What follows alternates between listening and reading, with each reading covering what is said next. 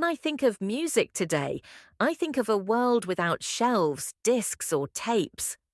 I think of sound that flows endlessly from the cloud into our ears, always there, always ready. This is the age of streaming, the final step in a long journey from vinyl and cassettes to CDs and downloads. Streaming has not only changed how we listen, it has changed how music is made, how artists connect with fans, and how the industry measures success. It is a revolution built on abundance, convenience, and algorithms. But it also raises difficult questions about value, fairness, and creativity. This is the story of how streaming transformed music into something infinite. The roots of streaming reach back to the early 2000s, when broadband internet became common. Services experimented with online radio and limited catalogues. Pandora, launched in 2000, offered personalized stations based on the Music Genome Project. It was interactive radio rather than on-demand music. But the idea of digital sound flowing over the internet was planted. The breakthrough came in 2008 in Sweden, when Spotify launched with the promise of giving users access to millions of songs instantly. Instead of owning tracks, listeners subscribed. It was radical. No need to buy, download, or store. Music lived in the cloud, and all you needed was a device and a connection. Soon, other players entered the field: Apple Music, Amazon Music, Deezer, Tidal, YouTube Music. Streaming became the dominant model within a decade. For fans, streaming felt like liberation. You could discover new artists in seconds, jump across decades and genres, and create playlists that reflected every mood. Music became personalized, guided by algorithms that learned from your habits. Discovery was endless and access was almost free. For a monthly fee less than the cost of a single CD, listeners had the world's catalogue in their pockets. For artists, the story was more complicated. Streaming replaced downloads, but revenue was divided into fractions of cents per stream. To earn the equivalent of selling one album, an artist needed tens of thousands of streams. Major stars with billions of plays thrived, but smaller artists often struggled. Critics argued that streaming devalued music, reducing it to background noise. Supporters countered that streaming gave exposure to artists who might otherwise never be heard, allowing global audiences to find them. The charts themselves changed.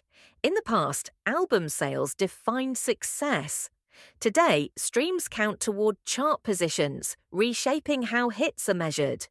Songs became shorter, designed to grab attention in the first seconds. Albums turned into playlists built to maximize streams. Some artists released deluxe editions with dozens of tracks, inflating numbers.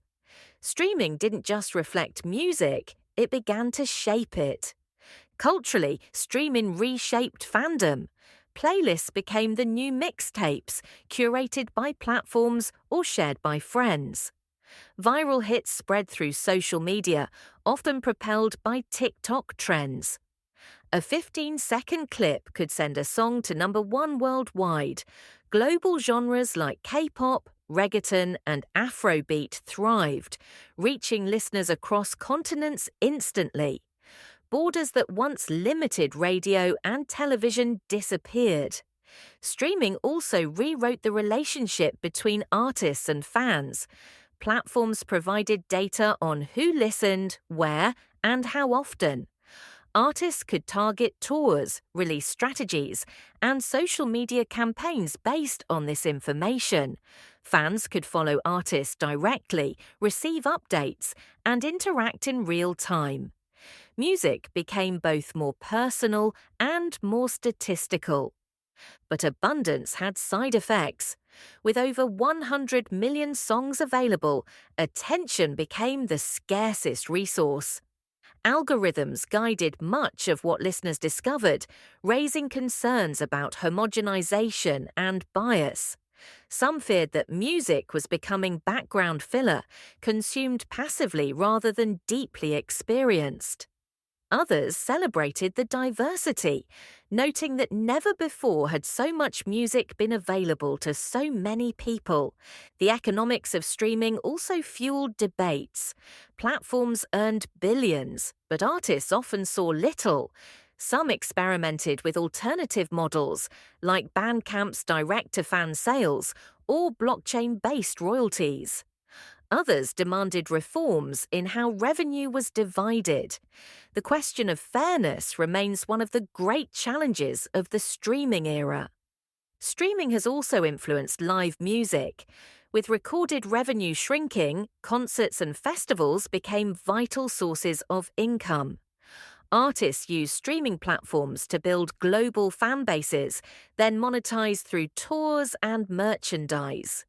In a sense, streaming turned recorded music into marketing for the live experience. Yet streaming continues to expand. Podcasts, audiobooks, and even video now live alongside music on the same platforms. The lines between media blur, creating ecosystems where sound is just one part of a larger entertainment universe. Streaming is no longer just a delivery method, it is the infrastructure of modern culture. Looking to the future, streaming may evolve with new technologies. Artificial intelligence already generates playlists, recommends tracks, and even composes music.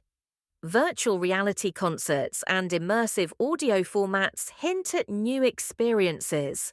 The promise is endless music without limits, but the challenges remain. How to value creativity, how to support artists, how to ensure that abundance does not drown out diversity. When I think of streaming, I think of more than technology. I think of mornings when a playlist sets the mood, of nights when a new discovery feels like a secret gift, of billions of people connected by invisible networks of sound. Streaming did not just change how we listen, it changed what it means to live with music. Music today is infinite, accessible, and always on. Streaming is not just the future, it is the present, shaping every beat we hear.